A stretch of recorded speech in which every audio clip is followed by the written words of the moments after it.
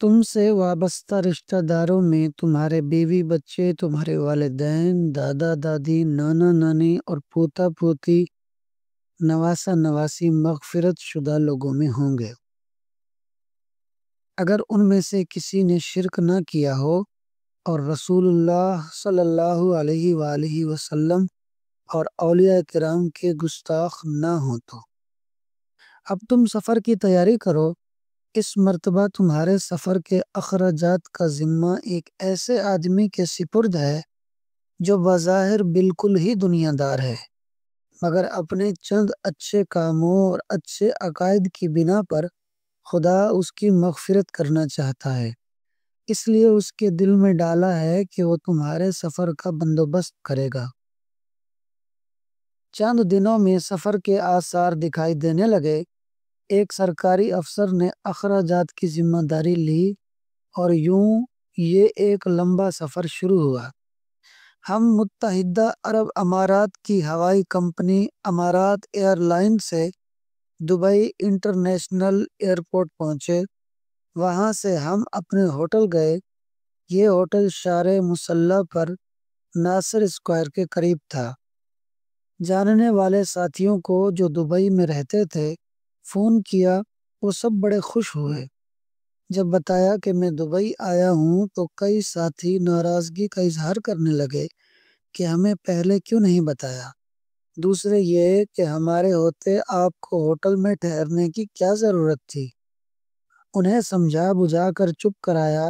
شام کو ایک ساتھی جن کی شرطہ نائفہ میں دکان تھی وہ ملنے آیا اور اصرار کرنے لگے کہ دکان پر چلیں۔ ان کا ڈپارٹمنٹل سٹور تھا۔ ہم وہاں چلے گئے اور دوسرے ساتھیوں کو بھی کہہ دیا کہ وہاں ملنے آ جائیں۔ دکان میں گپ شپ چل رہی تھی کہ ایک پرانے ساتھی اپنے ایک دوست کے ساتھ وہاں آئے۔ ملاقات ہوئی، بات چیت ہوئی۔ جو دوست آئے تھے ان کے ساتھی کچھ پریشان پریشان دکھ رہے تھے۔ پوچھا کیا بات ہے، آپ پریشان پریشان کیوں نظر آ رہے ہیں؟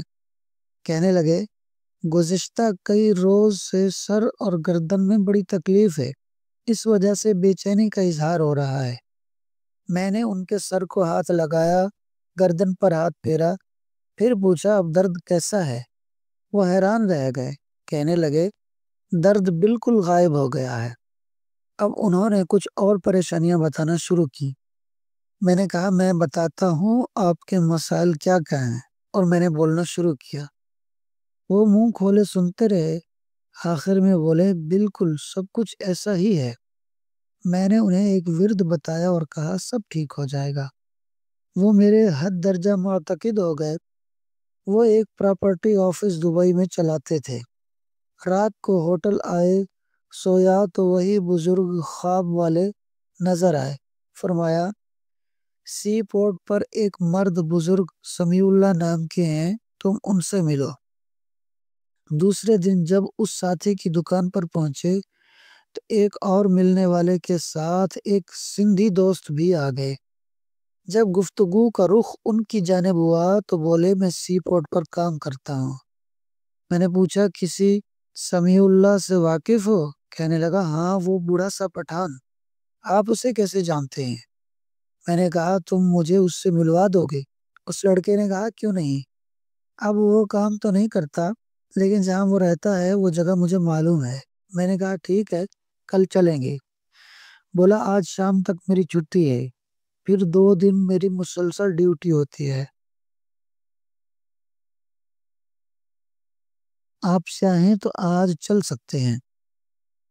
وہ پراپرٹی والے ساتھی کہنے لگے گاڑی میرے پاس ہے، آپ کو چلنا ہے تو چلیں۔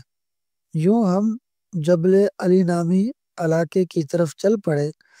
یہ صنعتی ایریا تھا، یہاں مزدوروں کی بھی کئی بستیاں تھیں۔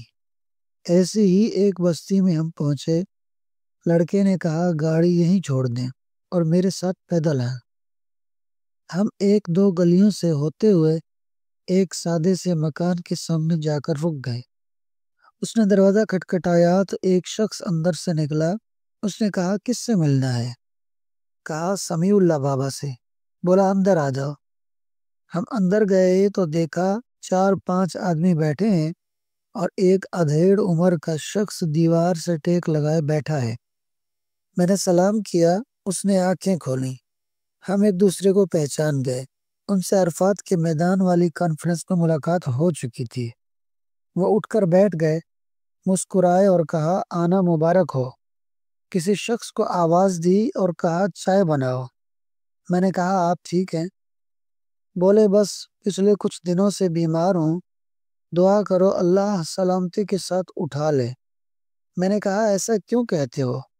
بولے بس اب نوکری ختم ہونے والی ہے، لگتا ہے زندگی بھی اختتام کے قریب ہے۔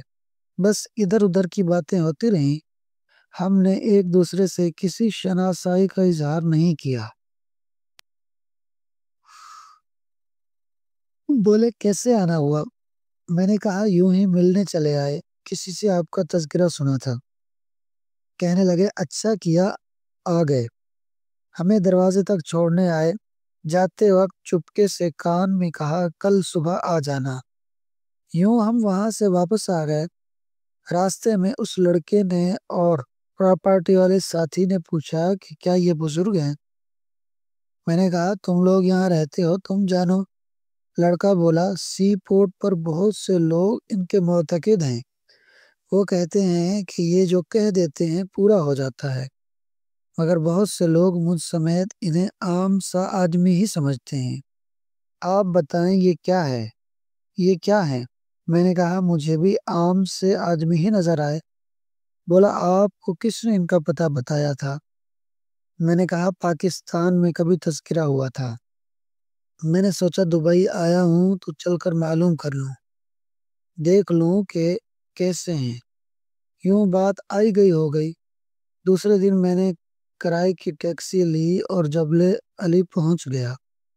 راستہ ذہن میں تھا، میں نے مکان پر پہنچ کر دستخط دی تو ایک بنگالی آدمی باہر آیا۔ میں نے کہا سمیع اللہ بابا سے ملنا ہے۔ بولا آپ کا نام؟ میں نے بتایا عبداللہ۔ تو بولا بابا آپ کا انتظار کر رہا ہے۔ میں اندر پہنچا، سلام کیا، انہوں نے جواب دیا، پھر بولے نور عالم چائے بناؤ۔ وہ بنگالی چائے بنانے لگا۔ بابا نے کہا عبداللہ کسی سے میرا اس حیثیت سے تذکرہ مت کرنا جس حیثیت سے تم مجھے جانتے ہو، میں کچھ دنوں کا مہمان ہوں۔ سنو میں تمہیں ایک شخص کا نمبر دے رہا ہوں، اسے فون کر کے ایڈریس معلوم کرنا، اس کا اور اس کے بچوں کا ویزا ختم ہو گیا ہے اور وہ کئی مہینے سے پاکستان جانے کے لیے بیٹھے ہیں۔ انہوں نے پریشان ہو کر صلاتے تنجین